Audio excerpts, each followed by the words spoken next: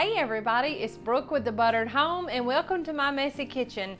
Today we have one of the most beautiful, glorious, misunderstood Southern recipes for you. Today we're going to be making Southern tomato gravy. And y'all, the reason why I say it's misunderstood is everybody is just scared to death to make it. There is no wrong way to make it. It is actually a simple, basic recipe.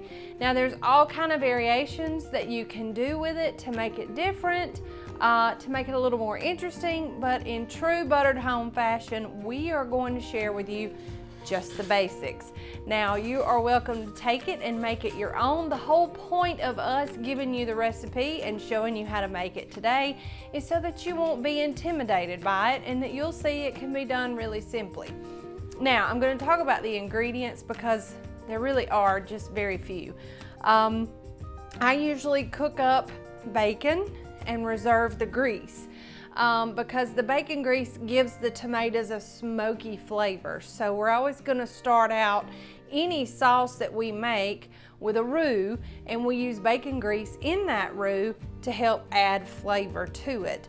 Then we also have about a tablespoon of butter, and that is for the fat properties as well for the white roux.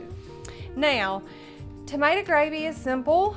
You use tomatoes. I mean, that's it. And you can use fresh tomatoes as long as you've blanched them and seeded them and reserved some of their juice. That's fine. But if you don't have fresh tomatoes, that's fine. You can use canned tomatoes like we're going to be using today.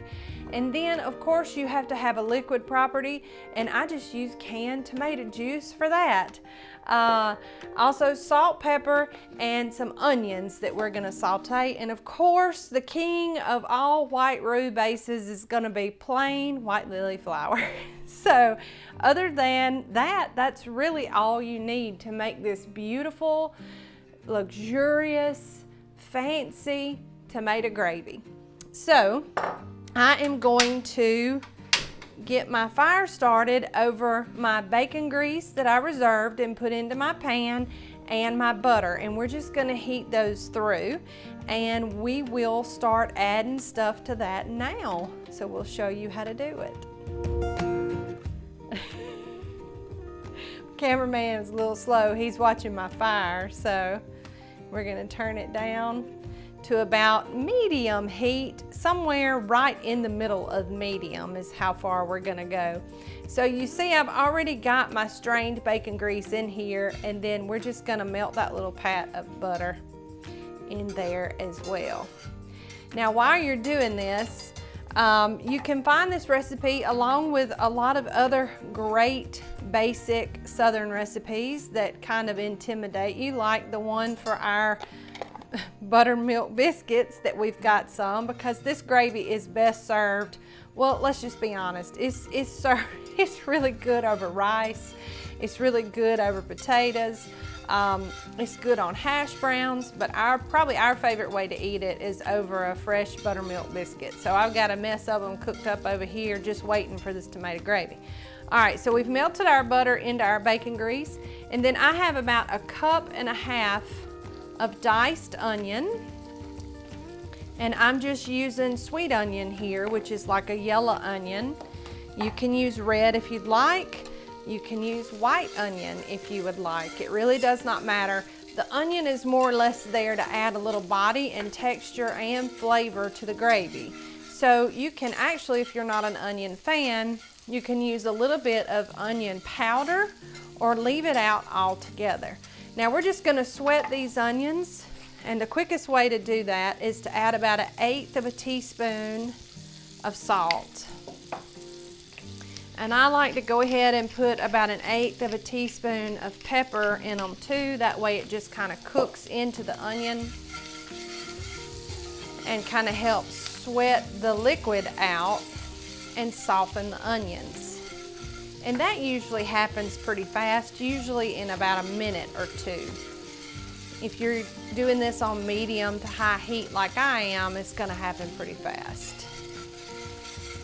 So let's talk about this. Let's talk about a good old-fashioned white roux. And a good old-fashioned white roux is the base for a lot of sauces and gravies in the South.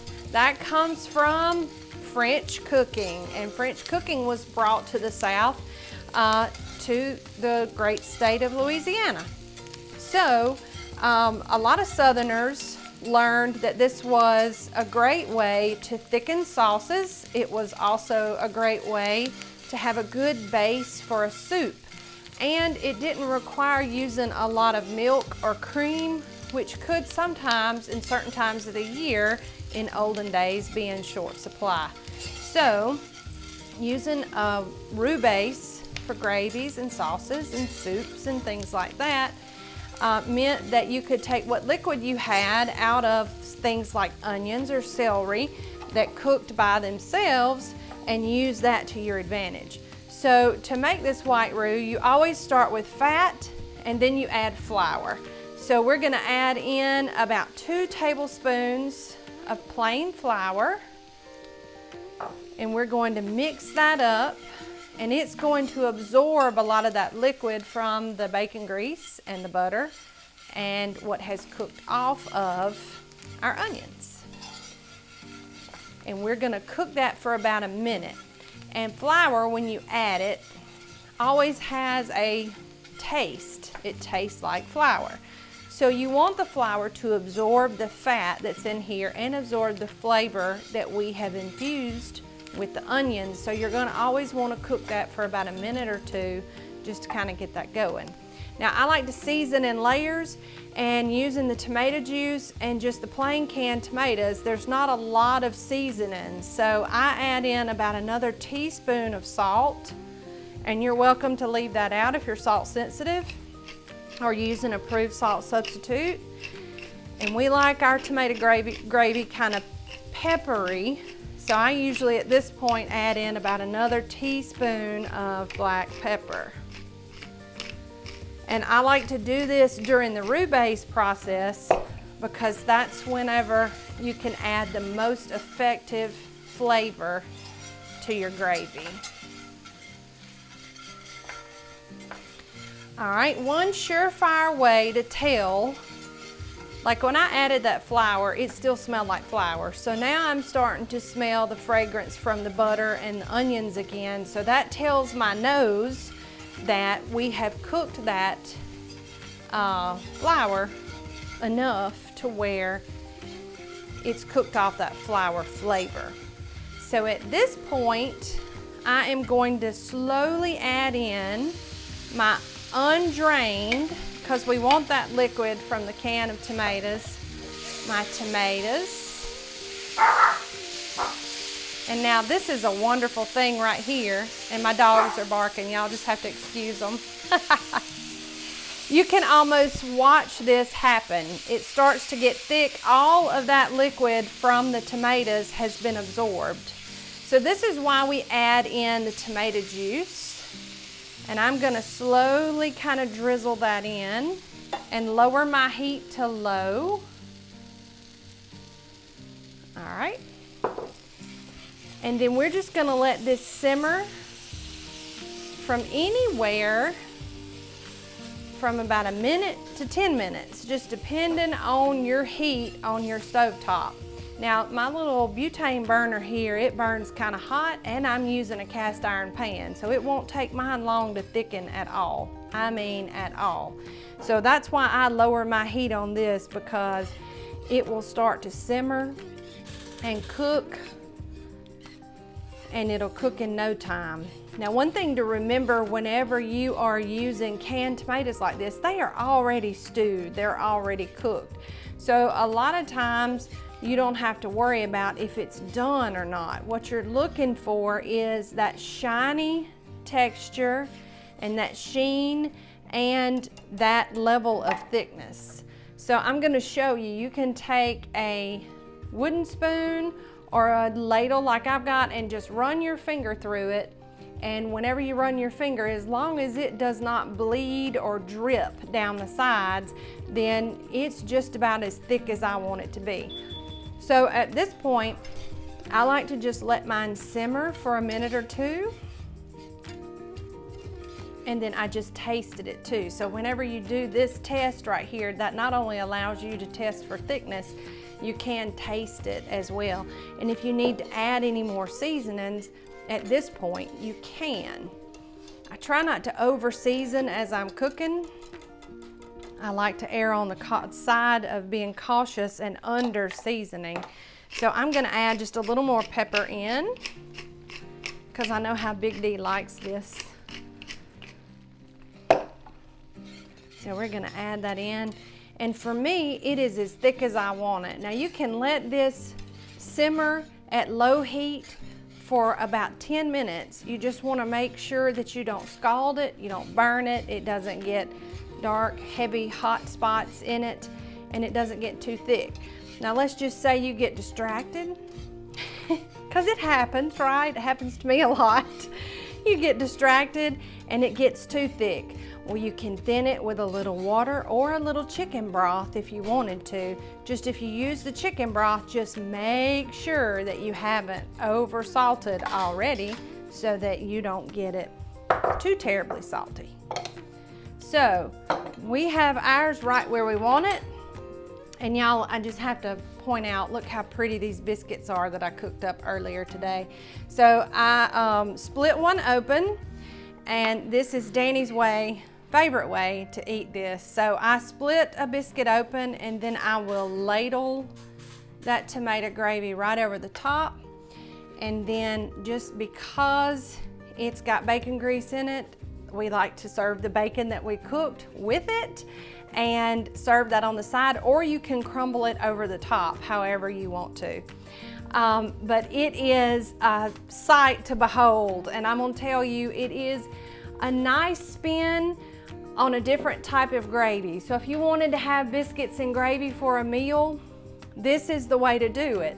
And this is also a good way in the summertime if you're like us and you have like a counter full of fresh tomatoes and you don't know what to do with them.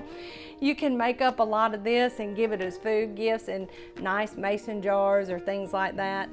But it is absolutely fantastic. Even if you don't like tomatoes, you're probably gonna like tomato gravy. So it is wonderful. I invite you to try it. And did you see that? We cooked that up in like less than 10 minutes. So if you're one of those people who love tomato gravy, but you don't love the idea of attempting to cook it, I hope that we've helped you just a little bit. I'm gonna hand this off to my cameraman because I know he's waiting on it. I don't know what he's waiting on worse, if he's waiting on the gravy or if he's waiting on that bacon. Probably the bacon, I'll just be honest. So if you like this recipe, I encourage you to try it. It's easy, it's simple, it's basic. It can be modified to fit any diet, and it also, you can take it and add things to it. I think it would be really good with fresh bell peppers in it. And you can also turn this into like a pasta sauce if you wanted. That would be really rich and really creamy. You can add in heavy cream or half and half and make kind of like a soup with it if you wanted to. So this is the very beginning of endless possibilities of what you can do. But if you want an old-fashioned tomato gravy, this is it, and this is the easiest way to do it. So if you're not already, make sure that you've subscribed to our channel here on YouTube, and be sure and hit the bell so that you can be notified when we drop new videos like this one. Also, we love to cook over at Facebook and Instagram, and we would be so happy if you would join us on those two platforms as well. And our links to those are right here. As usual, The Buttered Home specializes in easy, basic Southern recipes to get you started and get you thinking about cooking. What you do with our recipes then makes it your recipe. So that's what we hope that you gain out of this and our channel, that you fall in love with cooking again and you take some of these recipes that have been around longer than you and I have and keep them an heirloom in your family for years and years to come. So be sure and check out what all we have to offer over at our website at thebutteredhome.com. So we have got a lot of great stuff coming up for you, so be sure you're subscribed and stay tuned. From the Buttered Home to your home. We love you guys. Bye.